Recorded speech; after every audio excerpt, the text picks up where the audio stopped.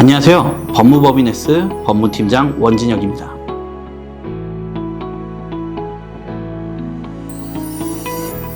보이스피싱, 더 이상 낯선 어감이 아니죠. 주변에서도 보이스피싱으로 의심되는 전화나 문자 한 번 안 받아보신 분들이 드물 뿐 아니라 인터넷 사이트나 뉴스를 통해서도 보이스피싱과 관련된 재미있는 혹은 가슴 서늘한 사례와 후기들을 어렵지 않게 접할 수 있는데요. 시간이 흐를수록 더욱 진화하고 다양해지는 수법들은 이제는 진짜와 가짜를 구분하기 어려울 정도로 정교해지기까지 하곤 합니다. 특히 수사관 등 공기관을 사칭하여 겁을 주면서 그럴듯한 공문서까지 위조하여 제시할 때는 뻔히 알면서도 혹시나 하는 마음이 슬쩍 생길 만큼 그럴듯하여서 잘 모르는 사람들은 물론이고 나름 조심한다고 하는 사람들도 자칫 어설픈 공문서에 속아서 넘어갈 수 있겠다 싶을 만큼 그 수법이 점차 디테일해지고 있습니다. 저 또한 최근 이와 같은 보이스피싱 전화를 받게 되어서 이거 유튜브 이건 더 이상 피해자가 나오지 않도록 영상을 제작해야겠다 생각하게 되었는데요. 저에게 걸려온 전화 또한 이 분야에 대해서 알 만큼 안다고 생각하는 저조차도 순간 진짠가 싶을 만큼 철저하게 준비하고 연습한 것이 보이더라고요. 그럼 이번 시간에는 대체 어떤 식으로 보이스피싱을 시도했길래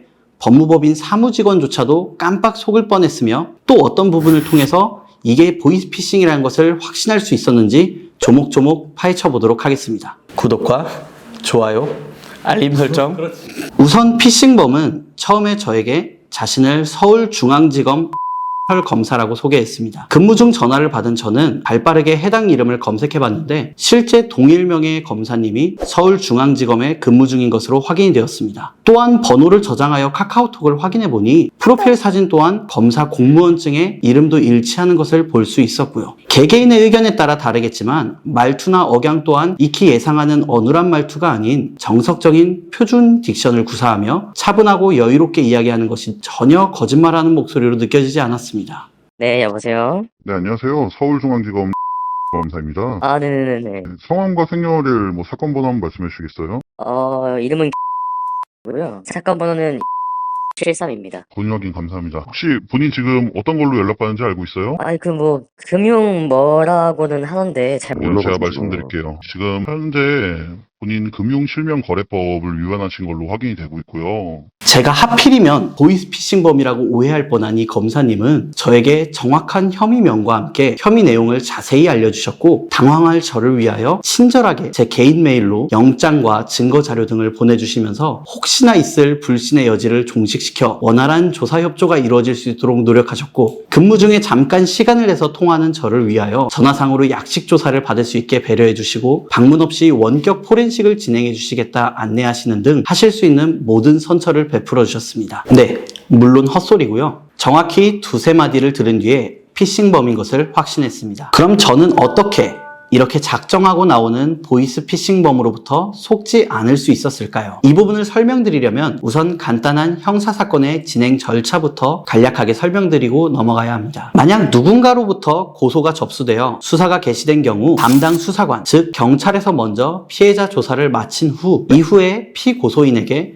문자, 혹은 전화를 통해 수사 개시를 통보하게 됩니다. 경찰이 먼저 수사를 한 후 경찰 단계, 검찰 단계, 재판 단계를 순차적으로 밟는 것이 정식적인 형사사건 진행 절차이며 특히나 검수완박 이후로는 혹여 고소인이 검찰에 직고소를 하여도 경찰서로 가라는 안내를 받게 됩니다. 즉 무조건 첫 조사는 경찰서에서 연락을 하게 되는 것이죠. 그런데 제가 고소당했다는 혐의를 보니 전자금융거래법 위반 및 불법 자금 세탁법 위반 혐의라고 하더군요.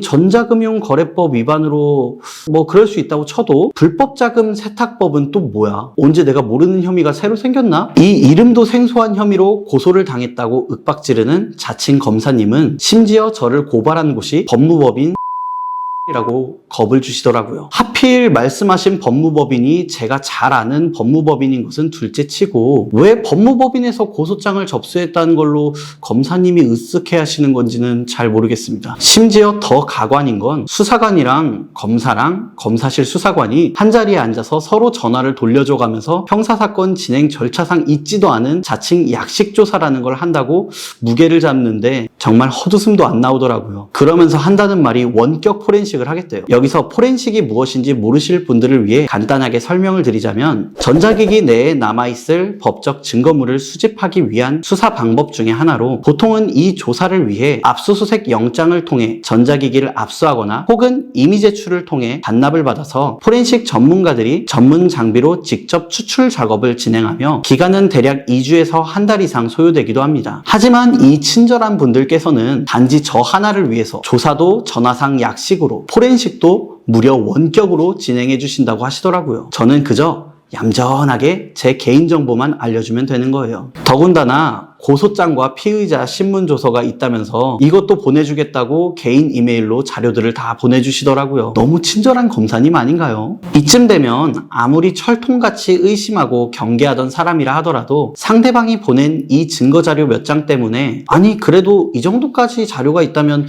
내가 모르는 뭔가가 정말 있는 거 아닐까 하고 불안의 끈을 놓지 못하실 분들도 분명 계실 거예요. 피싱범들도 바로 그 혹시 모르는 마음을 이용하기 위해 이런 자료를 만든 거겠죠. 바로 이 자료들입니다.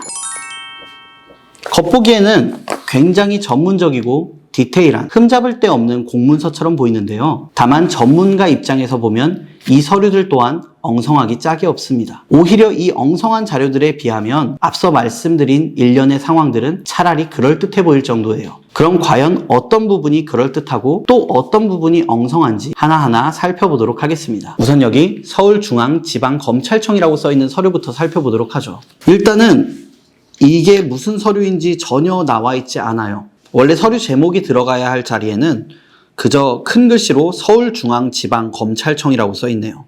상대방을 겁을 주기 위한 목적이죠. 사건 번호는 그렇다 치고 혐의를 보면 전자금융거래법 위반과 불법자금 세탁법 위반이라고 써 있어요. 불법자금 세탁법이라는 법은 없습니다. 반부패 제1부 검사님, 네, 쭉쭉 내려가고 뭘 신청했는지 몰라도 신청일자가 써 있네요. 사건 급수가 특급 안건이라고 합니다. 네, 비공개 사건.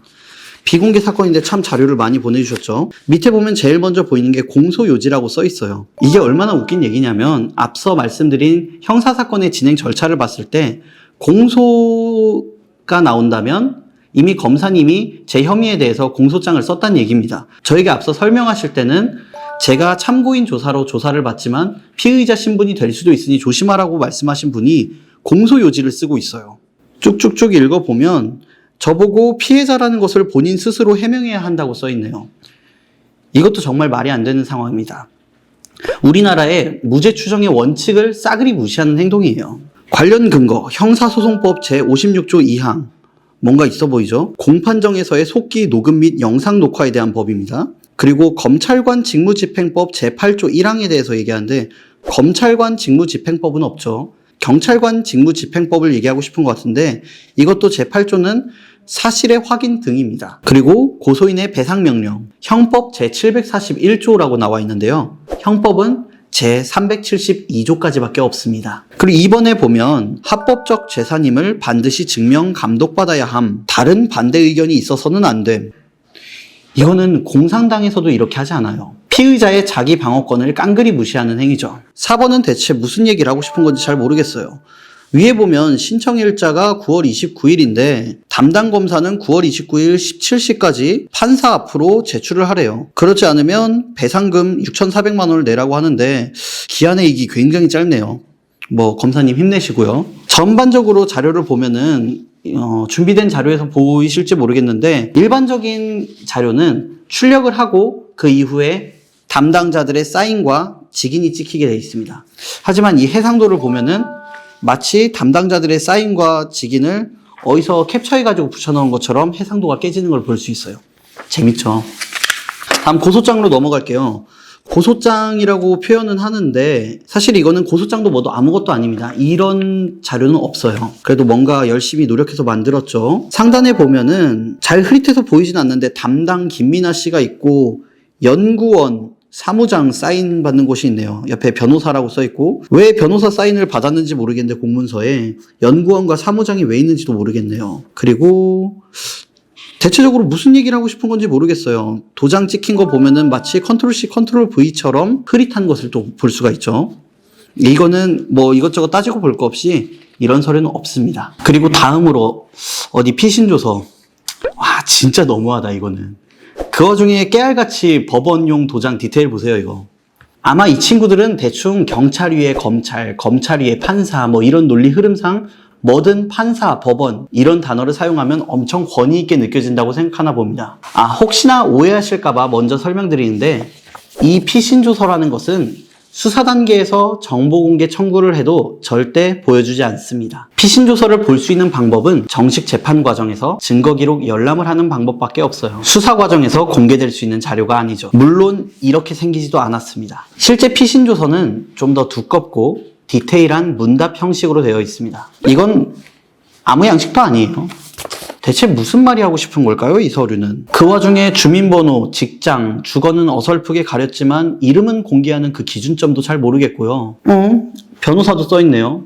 옆에는 뭐야? 사선. 국선 아니고 사선이라고. 그리고 마지막으로 이 거래 내역서를 보면 우리 친절한 검사님은 이런 중요한 증거도 다 개인 메일로 보내주셨네요. 물론 이 자료들도 모두 가짜입니다. 저는 이런 계좌도 없을 뿐더러 모든 자료들이 다 허구죠. 그 와중에 있는 이 은행 로고도 굉장히 해상도가 깨지네요. 사실 여러 가지 부분을 당연하다는 듯이 설명을 드렸지만 이렇게 아는 입장에서 디테일하게 파고드니까 보이는 것들이지 전혀 이 분야에 지식이 없는 입장에서는 이런 자료를 받게 된다면 진짜 가짜를 구분할 수 없을 뿐 아니라 정말 막막한 심정일 것 같습니다. 해마다 보이스피싱 범죄는 그 수법이 교묘해지고 그에 대한 피해자는 끊임없이 늘어나고 있습니다. 그럼 대체 이 보이스피싱범들은 대체 왜 무엇 때문에 이런 수고스럽고 잔인한 사기 행각을 벌이는 것일까요? 보이스피싱의 종류는 다양하나 그 목적은 결국 하나로 귀결됩니다. 바로 금품이죠. 공공기관을 사칭하여 겁을 주고 우선 상대방의 심리를 무력화시킨 뒤 금품을 갈취하거나 금융기관 등을 사칭하여 금융안전의 위기감을 조성하여 교묘하게 금품을 갈취할 수도 있고 혹은 전혀 금품에 관심이 없는 것처럼 위장하여 개인정보를 취득한 뒤에 금품을 갈취할 수도 있습니다. 어쨌든 목적은 돈이라는 것이죠. 그렇다면 이렇게 시시탐탐 내 소중한 재산을 노리는 악질 보이스피싱범들에 대하여 우리는 어떻게 대처해야 할까요?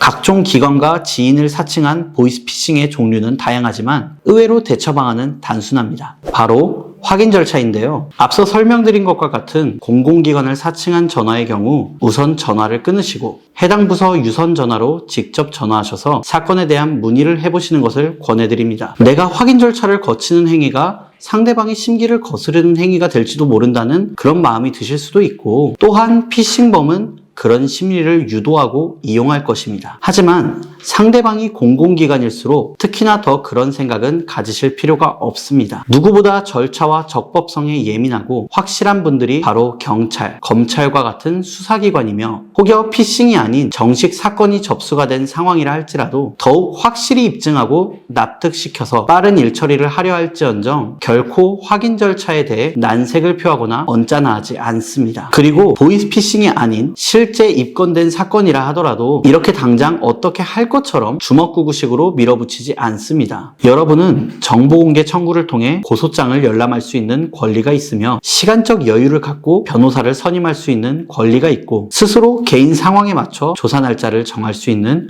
권리가 있습니다. 이것만 명심하세요. 전화상으로 개인정보를 요구한다면 그것은 100% 보이스피싱입니다. 명심하세요. 공공기관은 절대 유선상으로 당신의 개인정보를 물어보지 않습니다. 오늘은 이렇게 보이스피싱과 그 대처 방안에 대하여 알아보았는데요. 영상에 미처 다 설명드리지 못한 내용들 중에 혹여 궁금한 사안이 있으시다면 언제든지 저희 법무법인 S 홈페이지를 통해 상담 신청을 남겨주세요. 저희가 성심성의껏 답변 드리겠습니다. 그럼 저는 또 다른 영상으로 다시 찾아뵙겠습니다. 감사합니다. 구독과 좋아요, 알림 설정